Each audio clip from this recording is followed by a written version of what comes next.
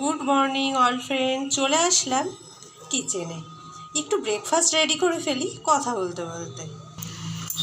এই যে হয়ে যাচ্ছে কথা বলতে বলতে গরম ভাত রুটি।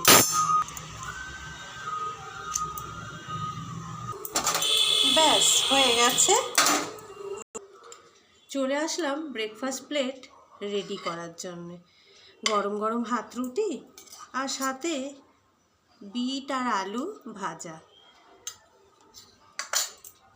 আর একটা মিষ্টি থাকবে না হয় কখনো।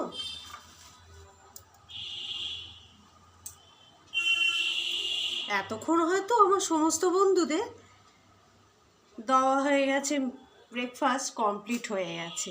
কি বন্ধুরা, তাই তো? আমার আবার সবেতেই লেট, জানেনই তো।